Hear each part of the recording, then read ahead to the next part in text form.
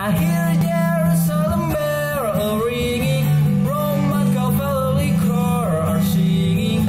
Itu adalah lagu dari band Coldplay asal Inggris yang memiliki miliaran ya, bukan jutaan lagi, miliaran view di YouTube, dan emang udah terkenal di seluruh dunia, udah punya Grammy Award, American Award atau apapun itu penghargaan musik di seluruh dunia.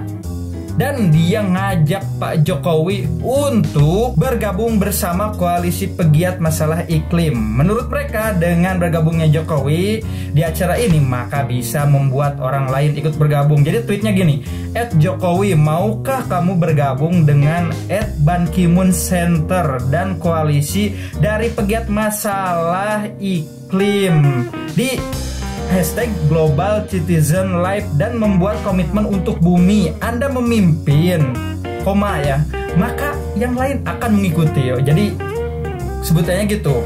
Ini nggak tahu dari akun Coldplay-nya atau akun Coldplay-nya ya. Takutnya dari vokalisnya. Jadi langsung akun Coldplay-nya itu ngajak Pak Jokowi untuk bekerja sama gitu, mengadvokasi. Nah, intinya bagaimana sosok Jokowi ini dianggap oleh orang yang punya, bisa disebut, kapabilitas yang tinggi ya di dunia seni untuk bisa ikut mengadvokasi krisis iklim yang dihadapi dunia. Nah, yang lucunya itu adalah kemarin-kemarin Jokowi itu digugat oleh Pengadilan Negeri Jakarta karena polusi udara di Jakarta.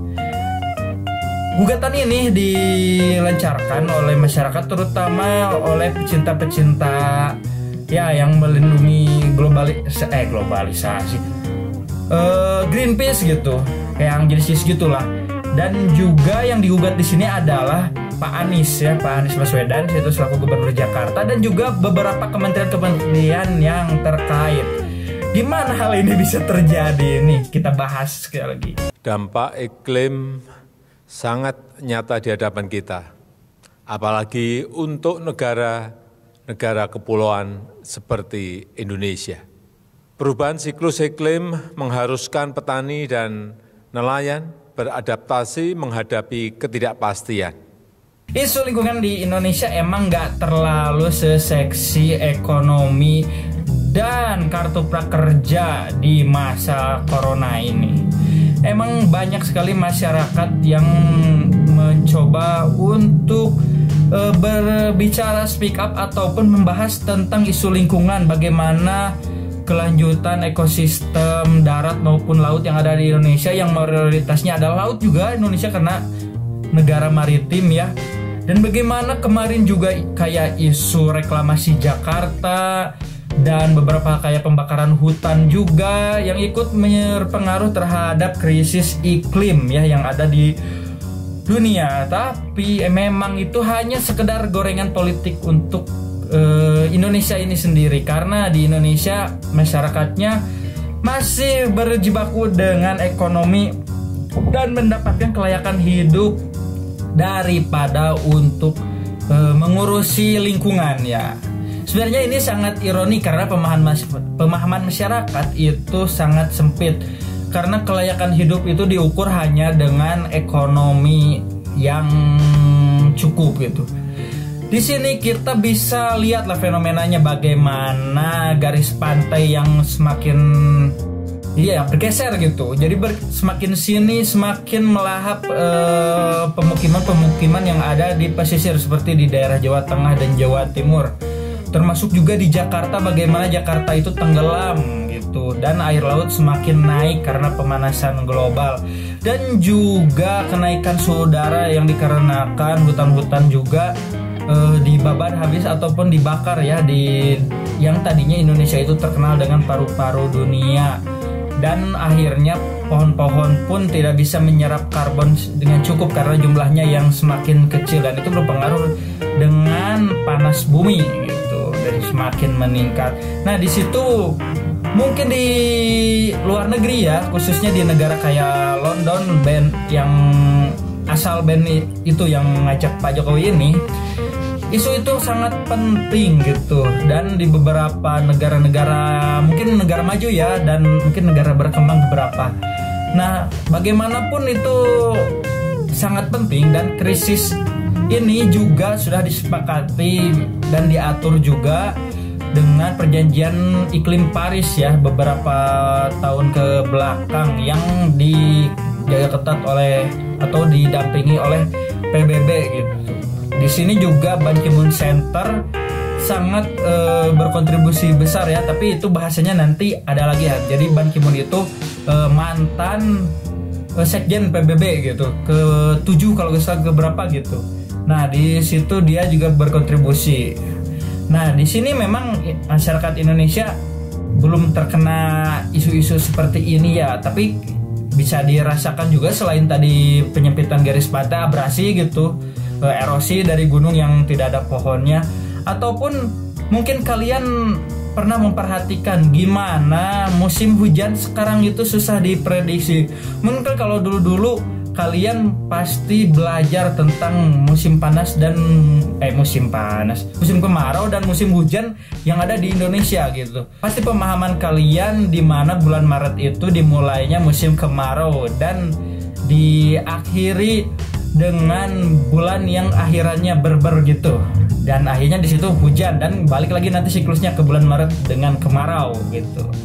Nah, tapi dengan pemanasan global dan eksploitasi alam yang berlebihan juga itu udah gak bisa diprediksi gitu, dan curah hujan di Indonesia pun gak seimbang gitu. Terkadang saat musim hujan itu abis-abisan banget, bahkan sampai banjir gitu, tapi pas kemaraunya tuh panjang dan terik banget gitu. Dan itu adalah suatu fenomena yang emang real gitu, diciptain karena krisis iklim ini gitu. Bahkan di Indonesia pun, khususnya di Pulau Jawa, sudah terancam kekeringan, di mana Pulau Jawa nantinya bakal punya gurun. Bayangin, udah Pulau Jawa itu bakal kayak Arab gitu nantinya, udah susah air, bakal ada gurun. Nanti mungkin ada mukjizat, di tengah-tengahnya ada air Zam-Zam mungkin, biar gak kering gitu kayak di Arab. Dan akhirnya Indonesia solusinya udah nyedot air Zam-Zam habis-habisan gitu, tapi versi Indonesia kan gak mungkin karena ya krisis iklim ini khususnya emang masih bagaimana mau ngobrolin tentang pengetahuan alam gitu. Untuk pengetahuan diri pribadi aja gitu mereka susah, dan terutama dari keadaan ekonomi masyarakat yang masih memikirkan masalah perut, dimana kalau perut belum beres ya mau gimana gitu. Bahkan quotes yang terkenal Soekarno itu pun menjelaskan fenomena ini. Ditambah lagi gugatan Pak Jokowi ya, karena polusi udaranya bukan yang pertama yang menjadi isu lingkungan yang ada di Indonesia. Bagaimana pertambangan pun menjadi isu penting, di mana bekas galiannya pun banyak memakan korban, dan juga di mana pemerintah pun memberikan kelonggaran-kelonggaran atas izin alam ya.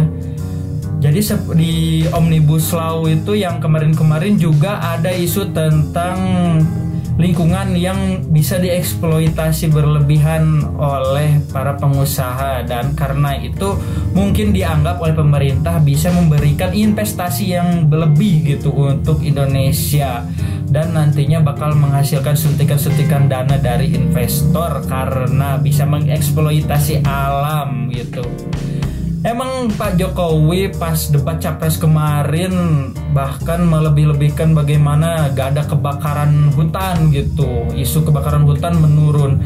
Tapi setelah menjabat ya akhirnya isu tersebut naik lagi, dan kebakaran hutan pun gak bisa dihindari, meskipun gak separah setahun-tahun waktu sampai dianggap bencana oleh negara tetangga karena mereka terkena asap dari hutan yang dibakar. Oke teman-teman, ini sebenarnya bahasannya kecil, tapi gue mau bahas aja, unik aja gitu, gimana di luar negeri orang sekapabilitas Chris Martin ya, vokalis Coldplay, ngajak Pak Jokowi untuk bisa ikut mengkampanye atau mengadvokasi krisis iklim yang terjadi di seluruh dunia. Tapi di Indonesia sendiri, di negara yang dia pimpin, dia digugat oleh masyarakat gitu. Itu sangat unik banget gitu. Dan Kenapa? Apa gitu yang memotivasi Chris Martin ini untuk bisa mengajak Pak Jokowi yang sekarang lagi digugat gitu? Ataukah mungkin Pak Jokowi dianggap memang orang yang cukup bisa dipakai, mungkin trafficnya mungkin, atau kapabilitas, mungkin mereka menilai dari kapabilitas dia selama memimpin Indonesia gitu. Ada hal penting bagaimana dia menangani krisis iklim di Indonesia yang meskipun masyarakat Indonesia merasakan kurang gitu. Oke teman-teman, kayaknya segitu dulu video ini. Kasih jejak ya teman-teman untuk traffic di channel ini, mau itu subscribe, komen, like, dislike, terserah kalian lah. Yang penting ngasih jejak biar channel ini gak stuck. Makasih semua, bye bye.